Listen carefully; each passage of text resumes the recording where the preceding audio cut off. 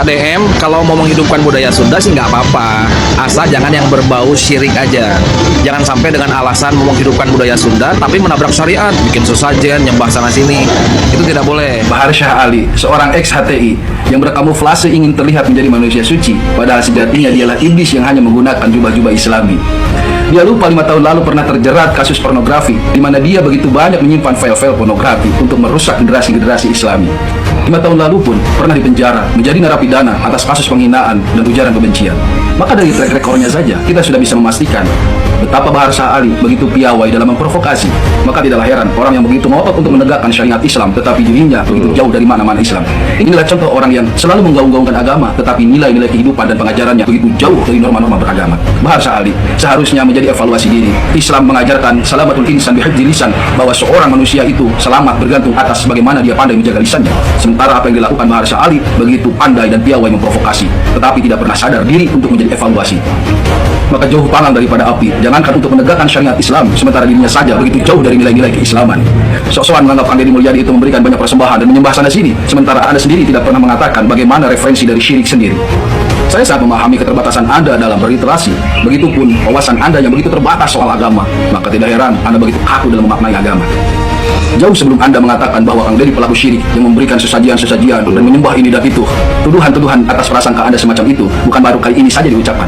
Puluhan tahun silam, seorang Rizik Syihab yang begitu aktif dan masif menyematkan Kang Deddy sebagai seorang pelaku musyrik itu terus digaungkan sampai kepada para pengikut-pengikutnya yang mengatakan bahwa Kang Deddy Mulyadi adalah pelaku syirik. Sebagaimana kita ketahui bersama bahwa seorang Rizik Syihab adalah orang yang begitu masif menyerang Kang Deddy Mulyadi sejak menjabat Bupati Purwakarta. Sudah bertahun-tahun lamanya tuduhan kemusyrikan itu terus digaungkan. Bahkan bukan hanya tuduhan-tuduhan kemusyrikan, bahwa dikatakan Deddy Mulyadi ingin mengganti Assalamualaikum dengan Sampurasun, bahwa Deddy Mulyadi telah menjadikan Purwakarta kota santri menjadi kota penuh dengan kesyirikan, bahwa Deddy Mulyadi adalah penyembah Nyi Roro Kidul dan lain sebagainya.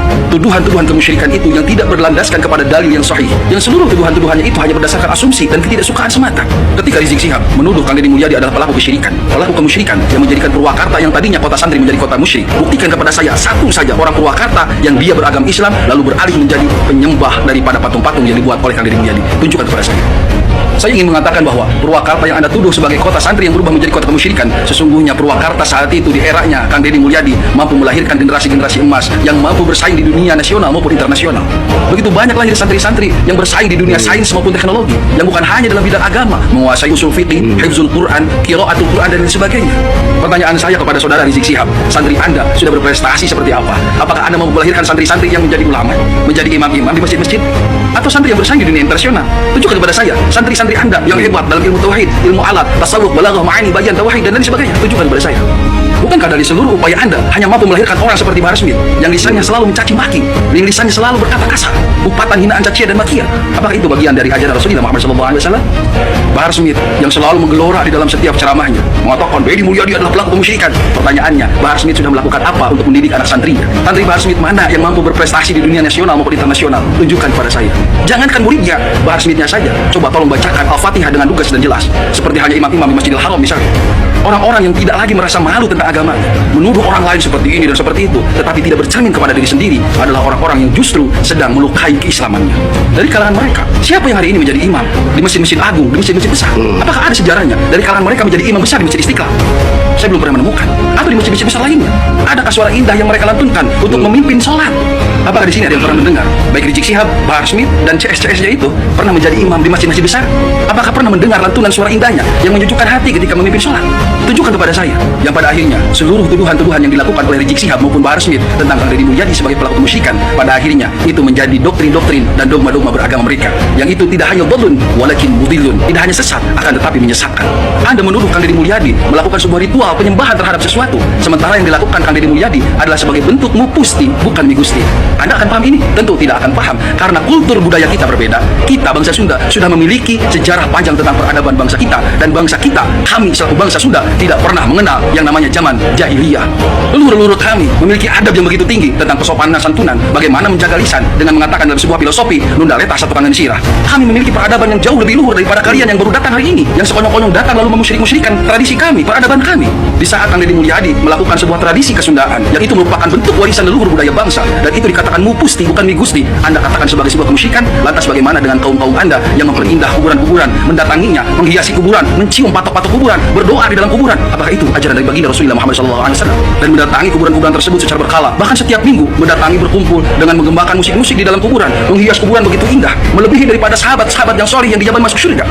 Belum lagi kesesatan-kesesatan khurafat yang dibuat, yang karomat-karomat itu melebihi daripada mukjizat, yang Anda selalu menggaung-gaungkan tentang kemuliaan leluhur kalian, bisa mengeluarkan rantai emas lah dari langit, menurunkan air hujan susu lah dari langit, dan khurafat-khurafat lainnya yang menjadi doktrin keagamaan bagi para pengikutnya. Sebenarnya pelaku kesyirikan itu siapa?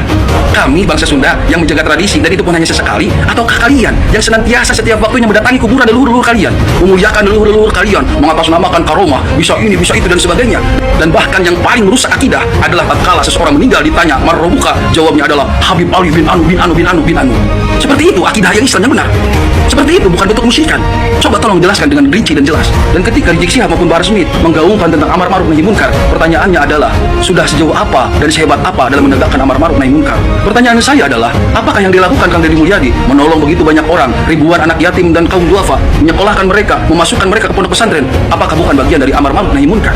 Mencegah orang lain agar tidak mabuk, agar tidak berjudi dan lain sebagainya yang dilakukan oleh Kang Deddy Mulyadi, apakah bukan bagian dari amar ma'ruf nahi munkar? Menjadikan Cilodong, sebuah daerah di Kabupaten Purwakarta yang tadinya tempat prostitusi, dibangunkan di sana akhirnya masjid yang megah berdiri. Apakah itu bukan bentuk daripada amar ma'ruf nahi munkar? Dan poinnya adalah, saya ingin mengatakan bahwa kami bangsa Sunda memiliki sejarah peradaban yang begitu panjang. Kami bangsa Sunda sudah mengenal tentang ajaran-ajaran keluhuran tentang kemanusiaan, tentang bagaimana menjadi seseorang yang paripurna, yang mampu menyatukan antara diri, Tuhan dan alamnya, yang disimbolkan dalam sebuah kalimat sarende, saigel, sambobo, sapihanean. Maka kami sebagai bangsa Sunda sejak dahulu telah mengenal tetekon kehidupan, telah mengenal ageman kehidupan, yang itu menjadi sebuah peradaban hingga hari ini. Maka tatkala Islam datang saat itu mampu diterima dengan baik. Kenapa? Karena ajaran bangsa Sunda dengan ajaran Islam yang datang itu sesungguhnya beriringan, sejalan. Saya ingin berikan contoh bahwa bangsa Sunda sejak dahulu memiliki sebuah falsafah cing caring cing pagai kancing, setsaring set pagai ikat. Pagai kancing artinya orang Sunda sejak dahulu memakai kancing, memakai baju. Berarti orang Sunda sejak dahulu telah memiliki peradaban, telah beradab. Maka datanglah Islam untuk menyempurnakan itu. Al-yauma akmaltu lakum dinakum wa atmamtu 'alaikum ni'mati wa raditu lakumul Islam madinah. Seolah-olah Islam mengatakan, wahai bangsa Sunda, wahai orang Sunda, engkau tidak hanya memakai pakaian sebagai simbol dari asas peradabanmu, memakai ikat kepala sebagai simbol dari keluhuran adatmu, tetapi di dalam Islam apa yang kalian lakukan adalah sebagai bentuk ibadah karena kalian menutup aurat dengan baik dan kalian menjaga martabat, marwah, harga diri Anda dengan baik. Maka Islam yang dibawa saat itu dengan penuh kelembutan, dengan penuh mau'izatil hasanah, dibawa oleh seorang fuqaha al-alim al-alamah, yakni Syekh Mursadatillah atau Syekh Hasanuddin yang kita kenal sebagai Syekh Turo, yang makbarahnya saat ini ada di Kabupaten Karawang. Beliaulah yang memberikan Islam yang begitu indah, Islam sebagai rahmatan lil alamin, yang memberikan contoh dan ketauladanan. Apakah ulama-ulama kita terdahulu bukan orang-orang yang menegakkan amar ma'ruf nahi munkar? Tentunya mereka adalah orang-orang yang menegakkan amar ma'ruf nahi munkar, tetapi dengan cara yang ma'ruf, dengan cara yang baik, bukan dengan cara yang munkar. Teriak-teriak di depan panggung dan podium, teriak-teriak menuduh musyrik dan kemusyrikan, mengajak perang, membentur-benturkan masyarakat dengan masyarakat yang lain, menjadi provokator yang mempropaganda atas nama agama. Islam adalah rahmatan lil alamin, memberikan kesejukan dan ketentraman, bukan hanya mencintai kepada sesama manusia, akan tetapi mencintai lingkungannya, mencintai hewan dan tumbuh-tumbuhannya. Inilah ajaran leluhur bangsa Sunda sebagai makna dari sebuah filosofi tritangtu dibuana, ngahijikeun antara diri Gusti jeung alamna, harta jeung hartina, hirup jeung huritna, cai jeung tanihna, tanah jeung panon poe jeung angina. Konsep-konsep semacam ini tentunya tidak akan dipahami oleh orang-orang yang mengaku diri sebagai seorang yang beragama tetapi tidak mampu mengenal apalagi menghargai terhadap budaya-budaya sebuah bangsa. Bukankah Allah menegaskan wa ja'alna bainakum syu'uban wa qabaila lita'arafu?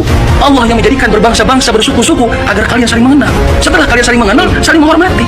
Bukannya Anda datang justru malah mencemooh terhadap tradisi yang ada. Bukannya Anda datang merasa paling Islam, seolah-olah Anda adalah orang yang menyebarkan Islam pertama kali. Justru sebagian dari kalangan Anda yang mengajarkan Islam hari ini sangat jauh bertentangan dengan ajaran Islam.